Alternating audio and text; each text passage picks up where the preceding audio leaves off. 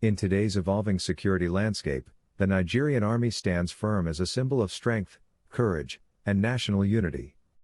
But behind every mission and every victory lies the heartbeat of the Army, the soldier. The Chief of Army Staff's new guiding philosophy, the soldier-first concept, redefines how the Army views its greatest asset. It emphasizes that the soldier's welfare, training, morale, and readiness must always come first. When the soldier is well-trained, well-equipped, and well-motivated, the Army becomes more effective, professional, and capable of meeting the demands of modern warfare. This philosophy focuses on leadership accountability, purposeful training, improved welfare, and the creation of an environment where every soldier feels valued and prepared. It is both a strategy and a promise, to protect those who protect the nation. By putting the soldier first, the Nigerian Army is building not just a stronger force for today, but a lasting institution of pride, discipline, and excellence for generations to come. The soldier-first concept, strengthening the heart of the Nigerian Army. So, what does it take for a modern army to fight a war on all fronts, but within its own borders? Today, we're digging into the Nigerian Army's answer to that very question. It's called the soldier-first concept, and it's a philosophy that's designed to completely reshape its forces, really from the inside out, to face the incredibly complex security threats of the 21st century. All right, so here's our roadmap. First, we're going to look at this new kind of war Nigeria is facing. Then, we'll break down exactly what the soldier-first philosophy is and its 5 main pillars. We'll also cover what's expected from the soldiers themselves, because it's a two-way street. And finally, we'll get real about the challenges of making this vision happen on the ground. Let's get into it. Okay, so to really get why this philosophy is so critical, you first have to understand the modern battlefield. And for the Nigerian Army, that battlefield isn't some distant front line. It's literally everywhere. Just let that sink in for a minute. We're not talking about a war on some faraway border. This is an internal security crisis that has stretched the Army's resources and its people across nearly the entire nation. That is a massive footprint. And you know, the enemy isn't a conventional army in uniform. It's this complex, messy mix of threats. We're talking terrorism, insurgency, banditry, even economic sabotage. These challenges are all so different, so unpredictable, and they demand a completely different kind of soldier. The military actually has an acronym for this kind of environment, VUCA. It stands for volatile, uncertain, complex, and ambiguous. And that just perfectly captures it, right? It means the old rulebook might not work anymore. To operate in a VUCA world, you need a force that's way more agile, resilient, and highly motivated. Which brings us right from the problem to the proposed solution, a really fundamental shift in military culture, known as the soldier-first philosophy. This is the big question, the central question that the Army's leadership is wrestling with. If the whole nature of conflict has changed, how can the Army itself stay the same? Well, the source is pretty clear on this. It can't. It has to transform. So what is soldier first exactly? Well, at its heart, it's a strategic bet on the individual. It's this core belief that if you make a soldier's training, their equipment, and their well-being the absolute top priority, you're going to forge a more lethal, a more resilient, and a much more effective fighting force. And look, this isn't just some catchy slogan. It's meant to be a vehicle for total transformation. The goal is to change the Army's entire culture to make it sharper and more effective in that crazy VUCA environment we were just talking about. But, okay, how do you actually turn a philosophy into action? Well, the strategy is built on 5 key pillars. Let's break them down. Here they are, the 5 pillars that are the backbone of this whole concept. And you can kind of see how they're all connected, right? It's like a chain reaction. It all starts with leadership. Good leadership builds discipline and morale. And that, in turn, makes the training and equipment that much more effective. Each pillar really just supports the next one. Now, what's really interesting here is the dual responsibility it puts on leaders. It's not just about barking orders to get a mission done. It's about genuinely, truly caring for the welfare of the soldiers in your command and creating an environment of trust and support. The source material pulls out this powerful quote from Napoleon to make a really critical point about morale. And why?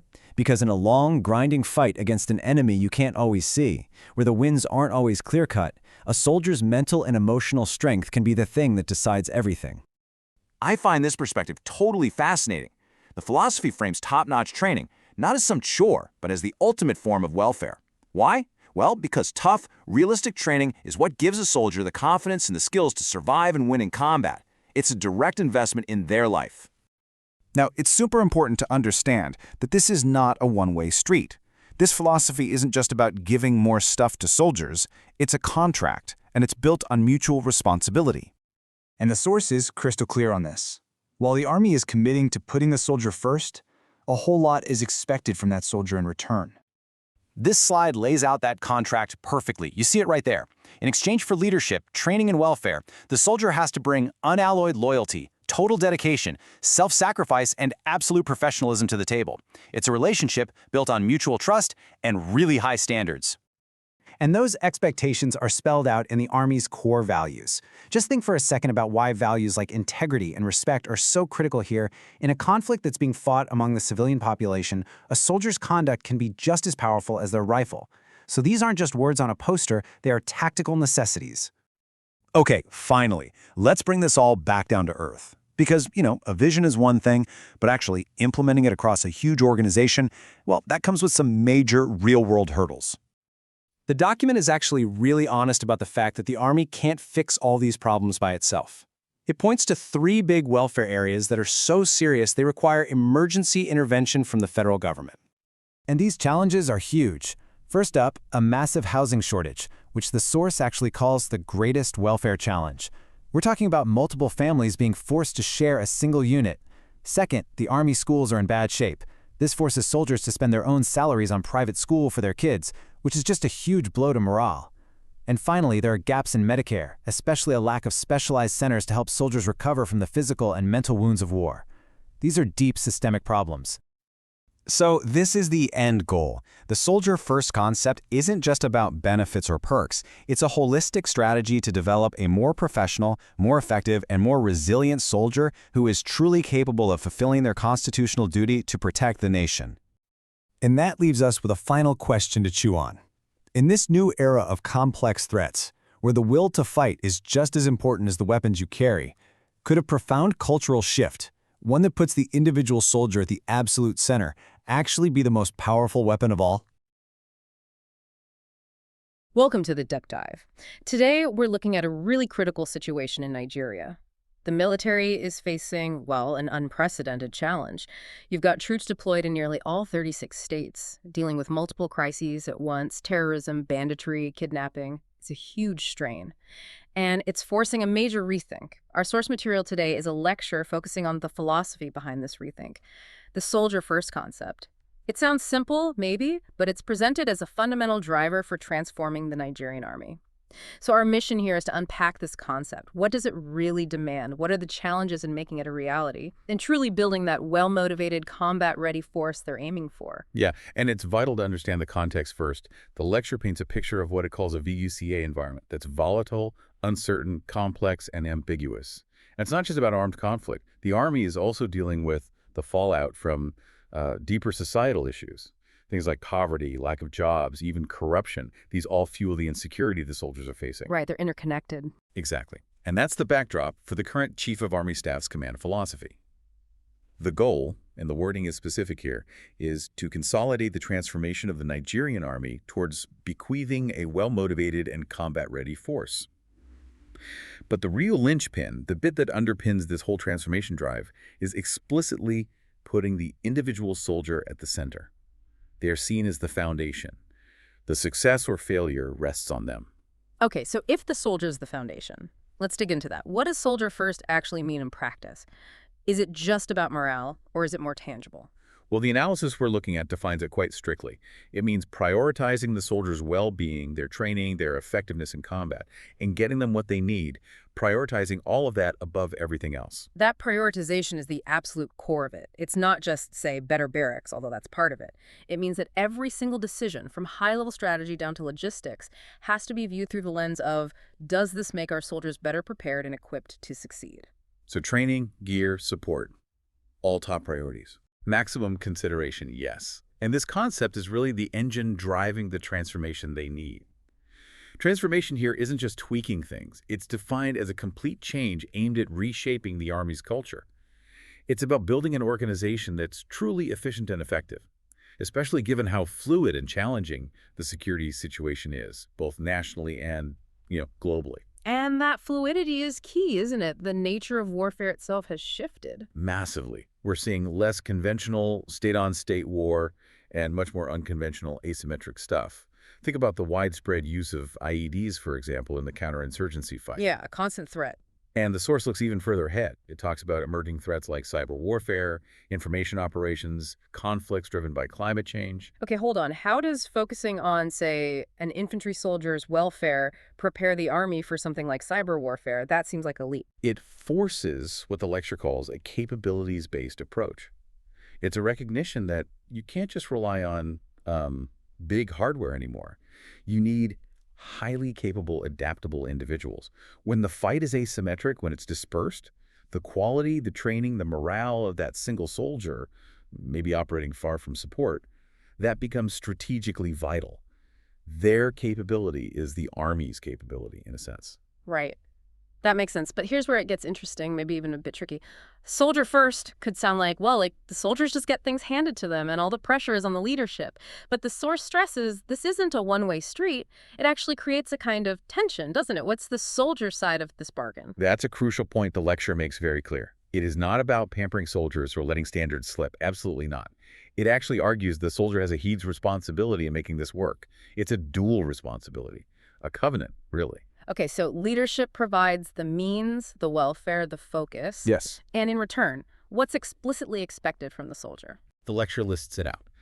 Explicit willingness, unalloyed loyalty, absolute fidelity, dedication, and commitment. They have to be resolved to make the concept work, to give what's required whenever it's required. So high demands alongside the high priority. Exactly.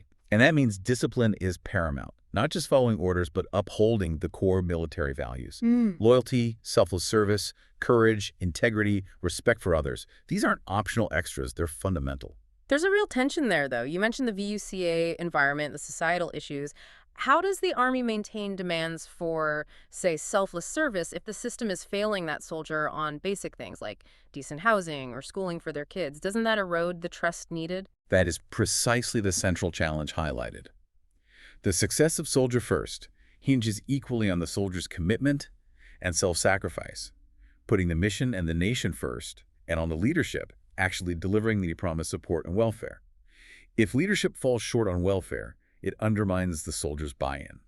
If the soldier falls short on professionalism or discipline, it wastes the resources and betrays the trust. It's totally interdependent.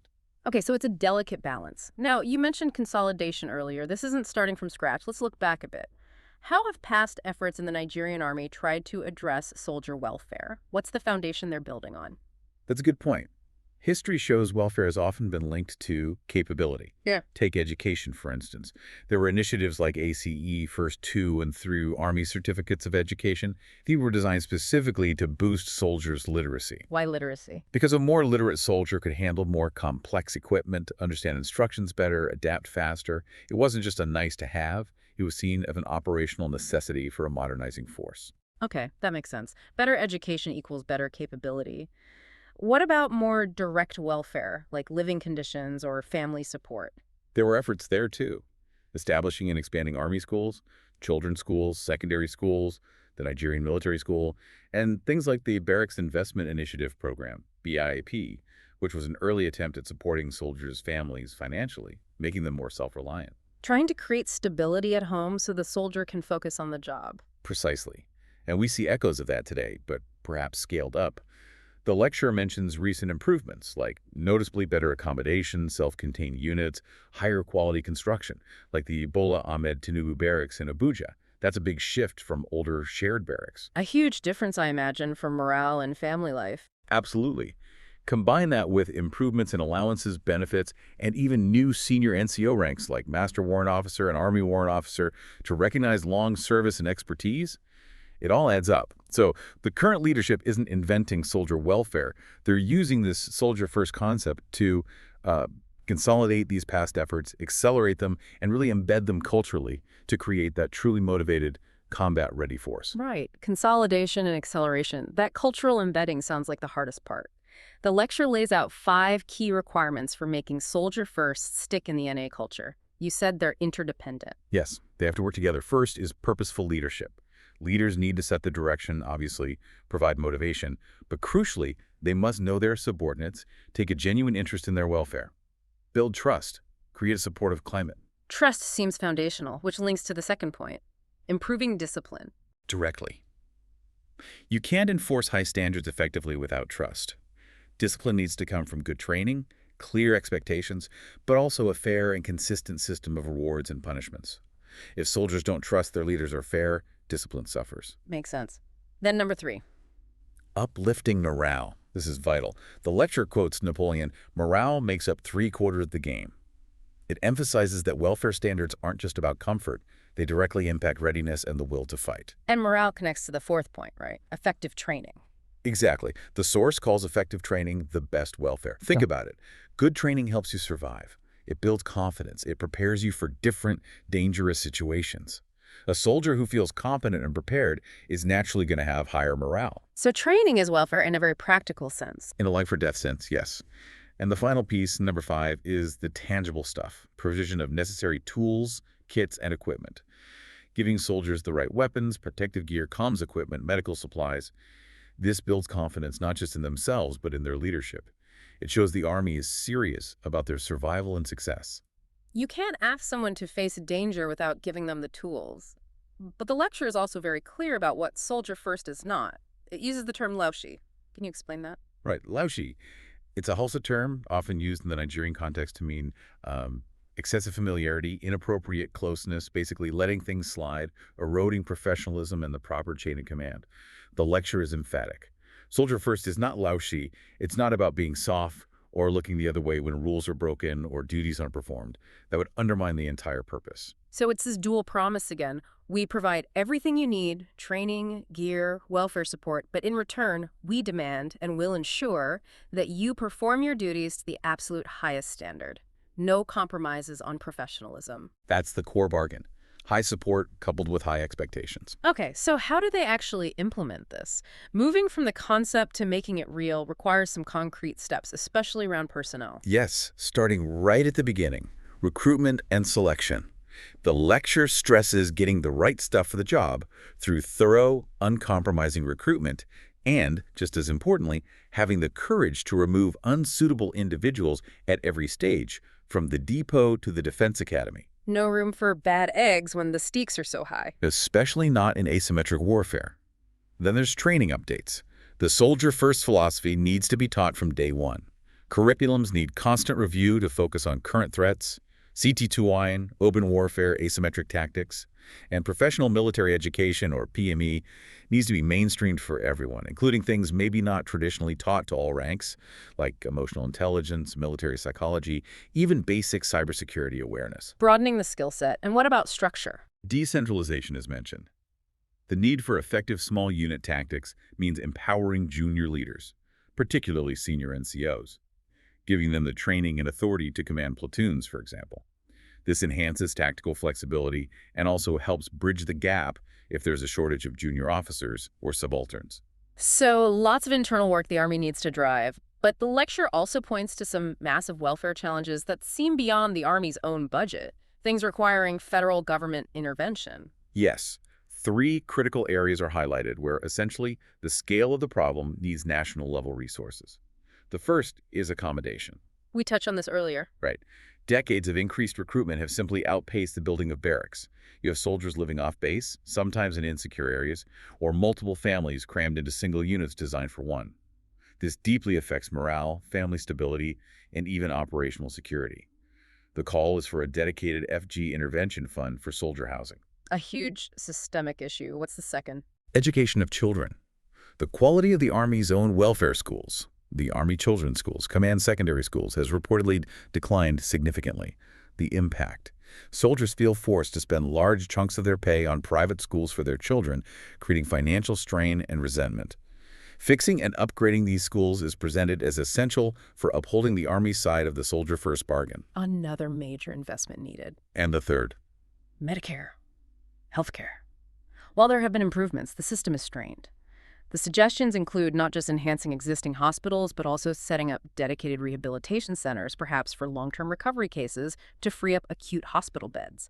And crucially, undertaking special recruitment drives for doctors and medical specialists to address significant staffing shortages. Wow. So accommodation, education, healthcare. These are massive foundational needs requiring serious government commitment beyond the military's own resources. Absolutely. The lecture frames this as a whole-of-nation effort, really. The Army can change its culture, improve training, demand professionalism, but these systemic welfare gaps need addressing at the highest level. It underscores how holistic this transformation needs to be. It's not just about soldiers and leaders, it's about national priorities. And reinforcing the cultural shift internally remains key. The source even suggests practical measures, like setting up a specific committee to tackle unethical practices that destroy trust, things like officers expecting favors or money for postings. Stamping that out is crucial for credibility. Using things like competitions between units to promote the concept's values is also mentioned, little things that reinforce the big picture. Exactly. It's about making it real at every level. So looking at everything we've unpacked, the source concludes that this soldier-first concept is achievable, it's a positive step, but its success really boils down to leadership maintaining that balance. Firmness and fairness. Prioritize welfare, yes, but relentlessly demand and enforce the highest professional standards.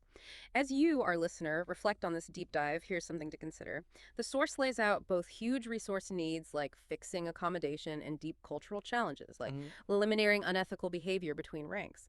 Which of these do you think represents the bigger hurdle for the Nigerian Army in truly realizing the soldier-first vision? Is it finding the billions needed for infrastructure, or is it changing ingrained habits and enforcing ethical conduct? That's something worth mulling over.